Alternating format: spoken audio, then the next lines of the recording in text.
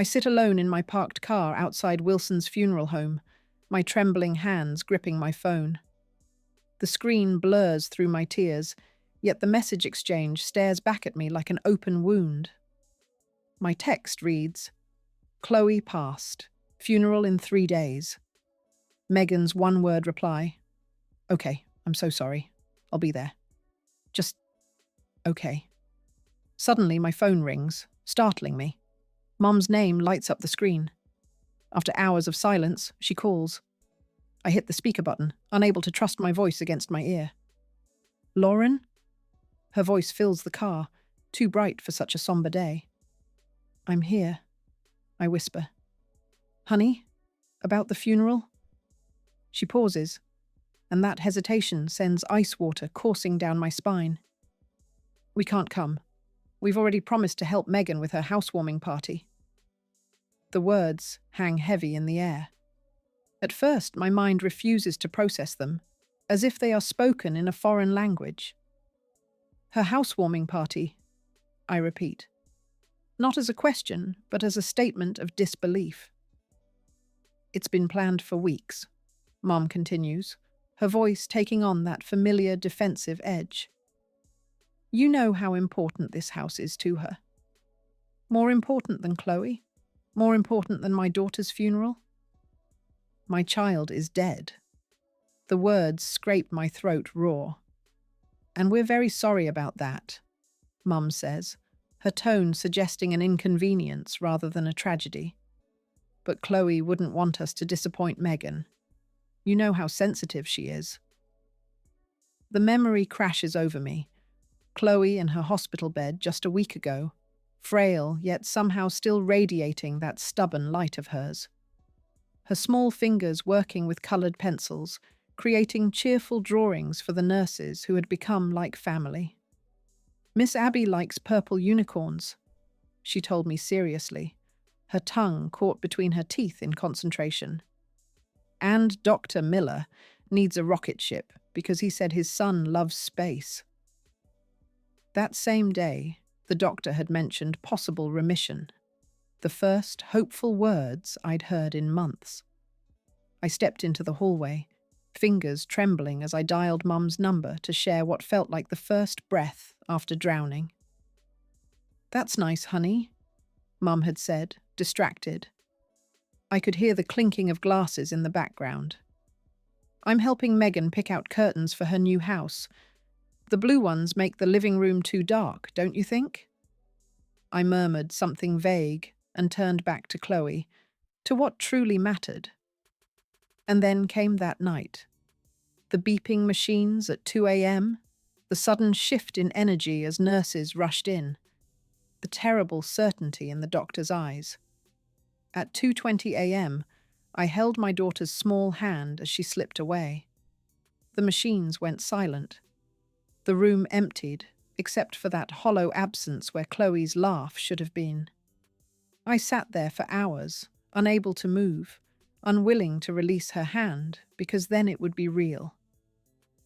When morning light crept through the blinds, a nurse named Abby, with her purple unicorn pin, placed a gentle hand on my shoulder. "Would you like me to call someone for you?" she asked, but there was no one. Not really, just me. "I don't understand," I say now into the phone. "This is your granddaughter's funeral?" Mom sighs. "Lauren, you're being dramatic. Chloe was sick for so long. You've had time to prepare." The rage that flares is so sudden and hot, it steals my breath. I hang up without another word and dial Megan's number instead. "Hello?" My sister sounds annoyed, as if I've interrupted something important. "Mom says you're having a housewarming party on the day of Chloe's funeral." My voice doesn't even sound like mine, hoarse from crying, hollow with disbelief. "The date was set weeks ago," Megan says flatly. "She's already dead. She doesn't care when she goes in the ground. I'm alive, and I want to celebrate my new house." The phone nearly slips from my numb fingers. I think of Chloe just months ago, flipping through old photo albums, pointing at pictures of Grandma's house where Megan now lives. If Grandma's house can make someone happy, she'd probably like that, right? Chloe had asked, wise beyond her years even then. I hang up without speaking. What words could possibly answer such cruelty? I stare at the funeral home entrance, its dignified columns and dark wooden doors. Inside, they're preparing my daughter's body while her own family prepares for a party. What kind of family? I whisper to the empty car. Chooses a housewarming party over their own flesh and blood's funeral? The question hangs unanswered as determination slowly replaces the grief on my face. My hands stop trembling. I reach for my phone again, but this time I dial a different number. Hello? Is this the police department? I'd like to report unauthorized use of my property. The weight of my funeral clothes feels heavy as I sit across from David, my grandmother's lawyer for 30 years. His office smells of old books and coffee, a familiar comfort in a world suddenly devoid of any. My black dress still carries the scent of lilies from Chloe's service. I'm sorry to drag you here today of all days, Lauren, David says. His glasses slip down his nose as he shuffles through a manila folder. But after your call, I pulled your grandmother's documents immediately. I nod, my throat too raw for words. 4 hours ago, I watched them lower my daughter's casket into the ground, alone. Here it is. David slides a document across his mahogany desk. The deed to your grandmother's house is still in your name. The transfer to your sister was never completed. The words hit me like a physical blow. That can't be right. I gave Megan the keys last year. Giving keys isn't the same as legal transfer, David replies, tapping a finger on the document. According to my records, you said the paperwork could wait. A memory surfaces. Mom and Ted, my stepfather, sitting at my kitchen table 3 weeks after Grandma's funeral. Their voices had been urgent, insistent. Megan needs a fresh start after that messy breakup, Mum had said, stirring her tea with quick, nervous movements. You know how much she loved that house. It should stay in the family, Ted added, his tone reasonable and practiced. You've got your place. Megan has nothing. I had been numb with grief, still finding Grandma's knitting needles in odd places around her house. Still smelling her perfume on the couch cushions, I mutter, "Fine." The word tumbles from my lips, desperate to end the conversation. She can have it. The paperwork can wait until things settle down.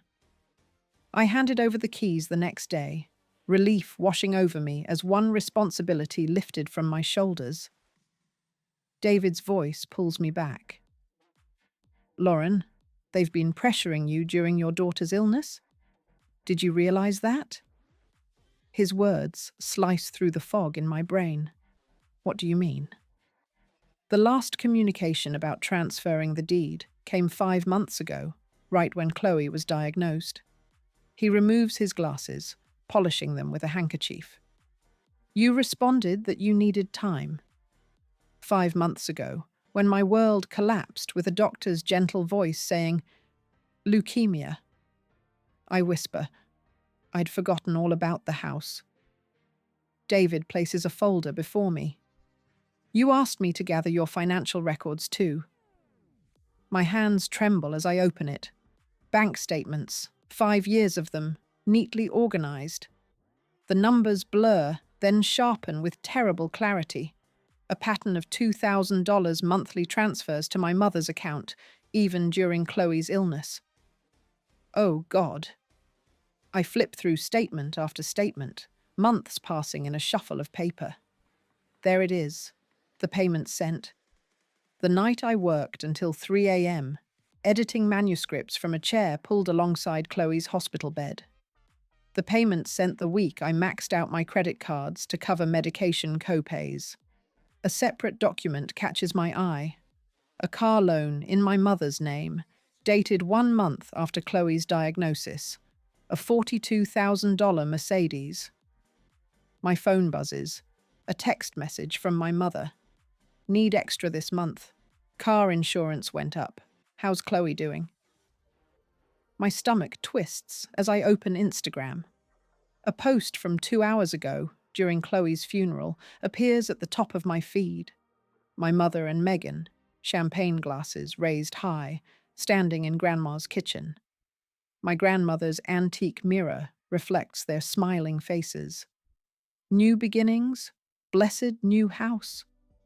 I stare at their faces and the timestamp. This wasn't thoughtlessness or poor timing. This was deliberate. A knock at the office door interrupts me, and David's receptionist pokes her head in. Your ex-husband is here. Says he's been looking for you. Derek steps into the room, his eyes red-rimmed, his suit wrinkled from sitting through the service. Unlike my family, he came. He held my hand as they lowered our daughter into the ground. Lauren, his voice breaks on my name. I went to your place, but you weren't there. I was worried. Did you know? I hold up my phone, showing him the Instagram post. Did you know they didn't come because of a party? Derek's face hardens as he takes my phone. Jesus Christ, is that today? A notification pops up on my screen. An email from my tenant in the small rental property I inherited from my father, my only source of steady income during Chloe's illness. Someone claiming to be your mother called, saying you're mentally unstable after your daughter's death, and that I should send rent payments to her until further notice. Wanted to check with you directly. The room spins, then steadies with sudden clarity. They didn't just abandon me during the worst moment of my life. I rise to my feet. They tried to profit from it. David hands me the house keys from his desk drawer. These are legally yours. What do you want to do? I close my fingers around the cold metal of the keys. In the distance, I hear sirens growing louder. How far would I go to stand up to family who betrayed me at my most vulnerable moment? Would I forgive the unforgivable, or draw a line that could never be uncrossed? The answer comes with the wail of approaching police cars. My phone buzzes for the 5th time today. I let it vibrate against the kitchen counter, watching it dance closer to the edge with each notification. Another flying monkey sent to do my mother's bidding. Lauren, honey, we're all worried about you. My Aunt Carol's voice fills my voicemail. Your mother says you're not thinking clearly. Grief can make us do things we regret. Just let this house thing go. I delete the message without responding. The phone chirps with a text. This time it's Megan. Some people are just toxic. Cutting them out is self-care. Blessed. Boundaries. New chapter. Below her post is a photo of her lounging in what was my grandmother's sunroom. I set the phone face down. There's another certified letter from her lawyer on my counter, still unopened. Half the neighborhood thinks I'm having a mental breakdown. The other half knows exactly what happened. Mrs. Rivera crossed the street yesterday when she saw my mother approaching, then knocked on my door an hour later with a casserole and quiet solidarity in her eyes. I saw what they did, she'd said simply. My husband's family didn't come to our son's funeral either. Chloe's grave is still fresh, the grass not yet grown over the disturbed earth. I kneel beside the small headstone, running my fingers over her name. I always taught you to be kind, sweetheart, I whisper, placing a small bunch of daisies against the cold stone. But I never taught you to stand up for yourself. I won't make that mistake anymore. The words surprise me with their clarity.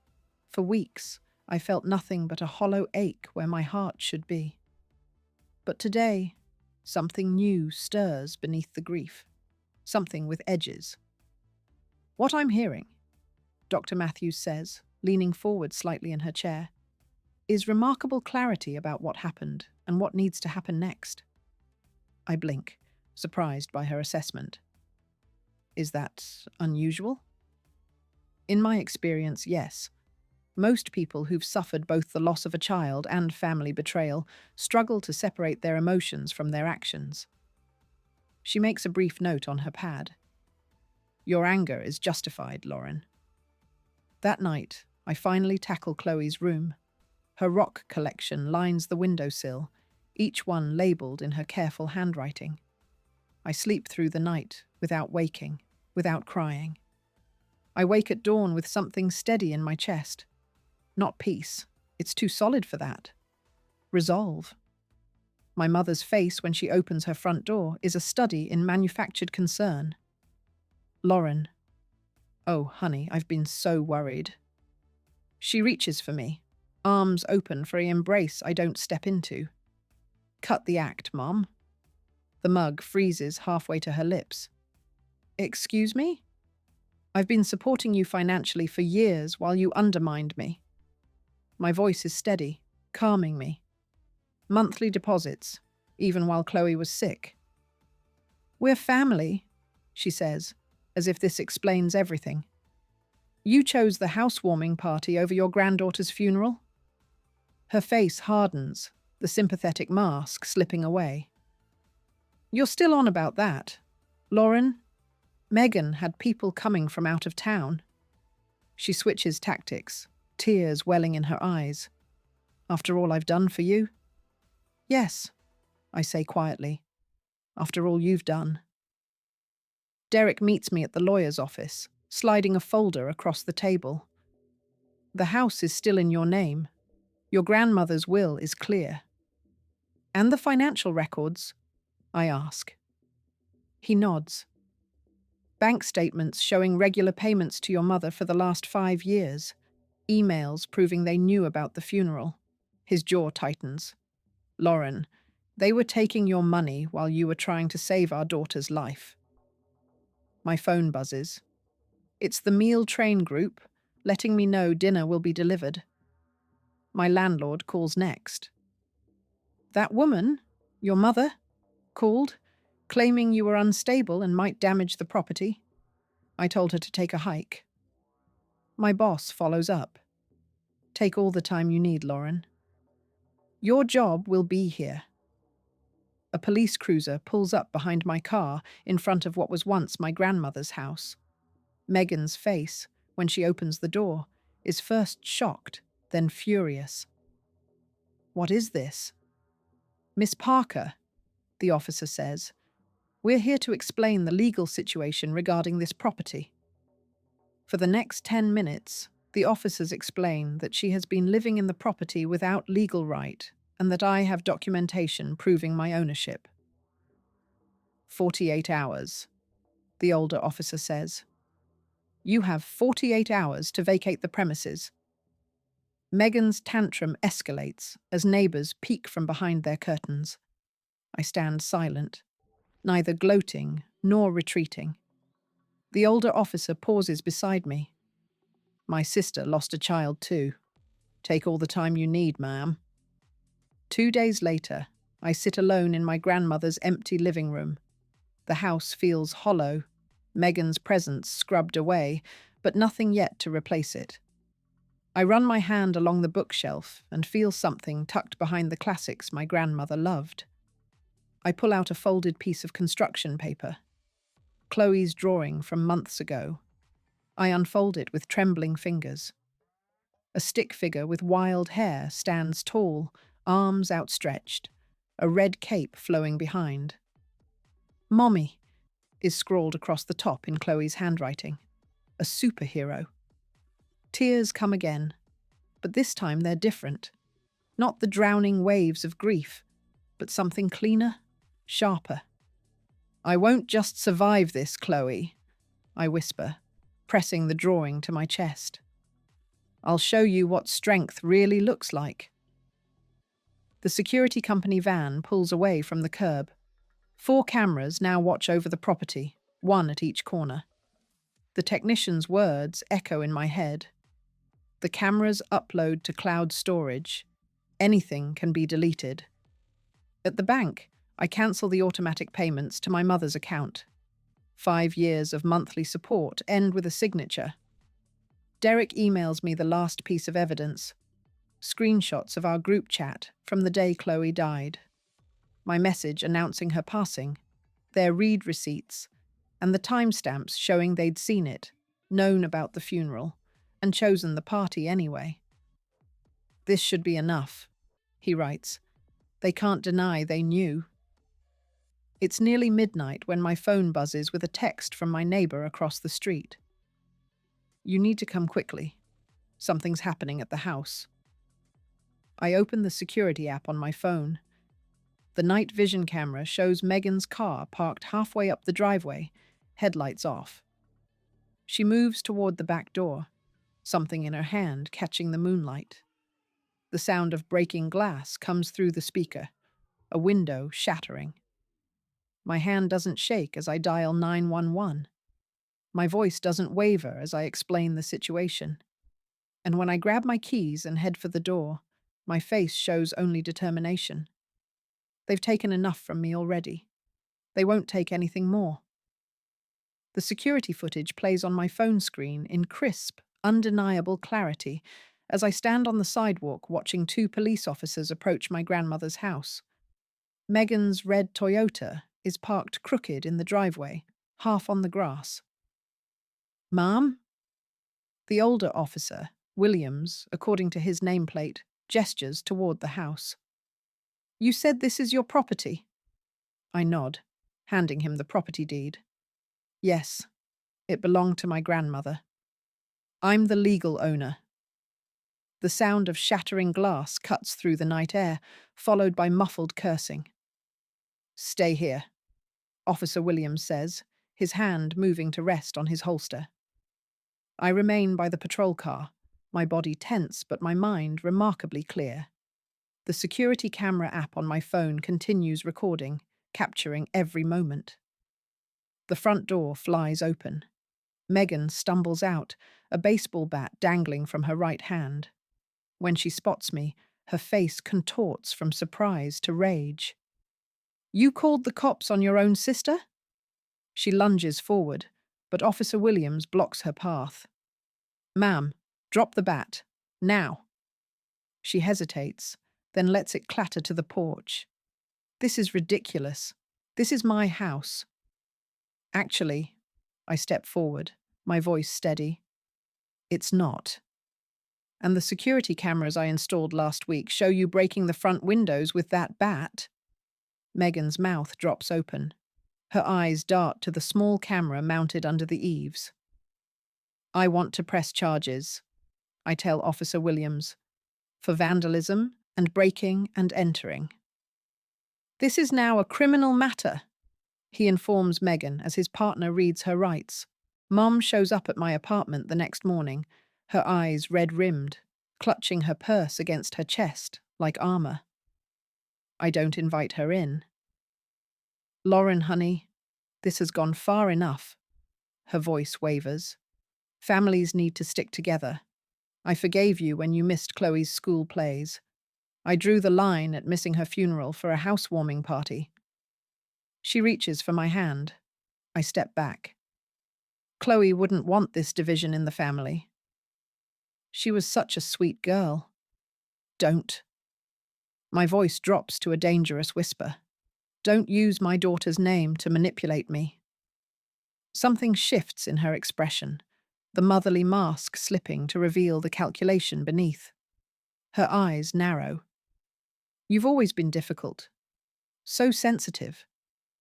Her voice hardens. "Megan could lose her job over this. Is that what you want?" What I wanted was for my mother to hold my hand while my daughter took her last breath. I lean against the doorframe. What people want and what they get are often different. By afternoon, Megan's edited video is circulating on Facebook. She's cut together security footage from my cameras, carefully omitting the parts showing her swinging the bat. Comments pile up beneath it, mostly from family members expressing outrage at my cruelty toward my homeless sister. I don't respond, don't defend, don't explain. Derek calls me after seeing it. Your cousin Mark asked if I'd seen what Lauren did. I set him straight about what really happened at the funeral. You didn't have to do that. Someone should tell the truth. He pauses. Anyone who was at Chloe's funeral knows that. By evening, 3 mothers from Chloe's school have commented with eyewitness accounts of the empty seats in the front row reserved for family who never came. Chloe's oncology nurse shares how she sat with me during those final hours when no one else came. The truth emerges without my intervention, like water finding its way downhill. My lawyer calls on Thursday. The cease and desist letters have been delivered. Both your mother and sister are legally prohibited from posting about you on social media now. Thank you. There's something else. The Community Foundation called. They want to establish a children's cancer research fund in Chloe's name. They've already raised $12,000. My throat tightens. I didn't know. Apparently, Derek helped organize it. She pauses. Oh, and I've been getting calls from several people offering character references for you.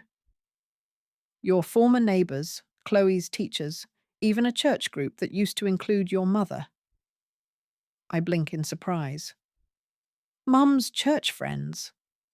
They saw the truth, Lauren. They're not supporting her version anymore. Later that day, my phone buzzes with a text from my neighbor. You should check social media. Megan's employer responded with a statement from the county health department. We are aware of the situation involving one of our employees. Ms. Bennett has been placed on administrative leave pending investigation. My phone rings almost immediately. It's Mom's number. Lauren, she sobs when I answer. The church group is asking questions. Your father's sister saw Megan's video and called me. Our family reputation. Mom, I interrupt quietly. This isn't about reputation.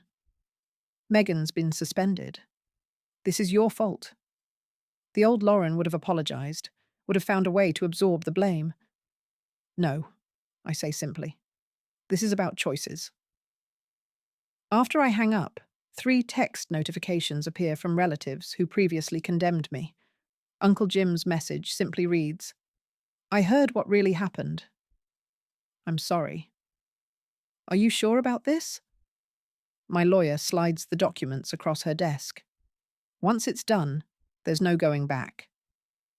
I pick up the pen, studying the bold type at the top of the page. Restraining order application. Chloe's voice echoes in my memory. Mommy, why do you always let Aunt Megan be mean to you? I never had a good answer for her then. I do now. Some bridges aren't meant to be rebuilt after they burn. I sign my name with steady hands. As I finish the signature, my phone chimes with a message from my stepdad. We need to work something out, Lauren. This has gone too far. Too far. That's what they call consequences. Not once has anyone mentioned Chloe's funeral, the empty chairs, the absence when I needed them most. Their concern is only for themselves. I place the signed restraining order in my lawyer's hands. For the first time since Chloe died, I feel the weight on my chest lighten just a little. It was never about the house. I park my car at the curb, watching as Uncle Todd's minivan pulls up behind me. Aunt Melissa and Cousin Jen climb out, their faces arranged in identical masks of concern. My phone buzzes again. Mom. Again. The 5th call in 30 minutes. The front door opens before I reach it. My mother stands there, tears already tracking her makeup. Lauren, honey, we've all been so worried. I step back, allowing them inside without a word. They file past Mom, Todd, Aunt Melissa, Uncle Dave, Cousin Jen, and Uncle Pete. No, Megan? Of course. Mom reaches for my arm. but I shift just enough that her fingers brush empty air. "Let's sit in the living room," I say, my voice steadier than it has any right to be. The room feels smaller with all of them in it. They take the couch and the armchairs, perching like vultures waiting for something to die. "Lauren," Todd begins, clearing his throat. "Since you discontinued your support, we've had some financial difficulties." I don't answer. Just wait. "We never wanted to bring this up during such a difficult time," Jen says, her voice soft as poison. "But we're concerned about your mental state. Grief can do terrible things to a person's judgment." Mum dabs at her eyes with a tissue. "First, I lost my granddaughter. Now I feel like I'm losing you, too." My fingers find the edge of the folder on the side table. I slide it onto my lap. "And there's the issue of your rental property," Todd adds. "Several neighbors have mentioned concerns. They said you seemed unstable." "Are you finished?" I ask. They exchange glances. No one speaks. Good. I stand, moving to the center of the room. "I didn't invite you here today for reconciliation." I open the folder and remove a stack of papers. "Lauren, we're just trying to—" Mum starts. "3 months ago," I interrupt, "Megan sent me this text when I told her Chloe was dying." I hold up my phone and read. "I know it's hard, but some of us still have lives to live. My housewarming is important too." The room goes silent. "And here," I continue, tapping the screen, "is my mother's voicemail from the morning of Chloe's funeral." I press play. Mom's voice fills the room. "We promised Megan we'd help with her party. She's been planning it for months. I'm sure Chloe would understand." Aunt Melissa shifts uncomfortably. Uncle Dave stares at his hands. I set down the phone and pull out a stack of papers. "These are bank statements showing the $2,000 I sent you every month for the past 5 years, including the 3 months Chloe was in hospice." I let the papers fall on the coffee table. "And here are my medical bills from the same period." Todd meets my eyes now. "Here's the security footage from 2 weeks ago. Megan breaking my windows." I place a USB drive beside the papers. The police have it too. I turn to face my mother directly. "And here's what you didn't know I had." I press play on another recording. Mom's voice. "Lauren's always been too soft. Once Chloe's gone, we'll contest Dorothy's will. The house should have gone to Megan anyway." My mother's face drains of color. "I have everything, Mom. Every manipulation. Every lie. The party photos posted during my daughter's funeral. The calls to my landlord. All of it." I walk to the side table and return with a stack of envelopes. "This is a restraining order. For each of you." I hand them out one by one. "This is a lawsuit for property damage. For Megan." And this," I place the final document on the table, "is the deed to Grandma's house, which I've donated to the Children's Cancer Foundation." Uncle Pete stands up. "You can't do that." "I already have. The papers were signed yesterday." Mom rises, her face twisted. "You'll regret this when you're all alone." The laugh that escapes me holds no humor. "I was already alone when my daughter died. You made sure of that." I cross to the front door and open it. "Our family died the day you chose a party over my daughter's funeral." They file out in shocked silence. No one speaks. No one looks back. When the last one crosses the threshold, I close the door firmly. Not slammed, just closed. I lean against it, letting out a breath that feels like I've been holding it for years. The house is quiet. Empty, but somehow fuller than it's been in months. I cross to the window and watch them leave in a parade of cars, faces stiff with shock. The mighty fallen. The manipulators exposed. A week later, I'm watering the potted geraniums on my porch when the mail carrier walks up my drive. Package for you, Miss Bennet. He hands me a thick envelope. I recognize the return address immediately. Megan's lawyer. The weight of it should feel ominous. Instead, I feel nothing but calm as I slide my finger under the flap. Sometimes the greatest peace comes not from forgiveness, but from finally walking away. The butter yellow paint catches the morning light as I run my fingers along the freshly finished wall. Chloe's artwork, framed in simple wood, creates a gallery down the hallway of my new home. The heaviness in my chest has transformed over this past year. It's not gone, but different. A companion rather than a crushing weight. My phone buzzes against the kitchen counter. Lauren, it's Derek. I've been thinking about that support group idea. I cradle the phone against my shoulder while watering the potted marigolds. I've already drafted the mission statement. Of course you have.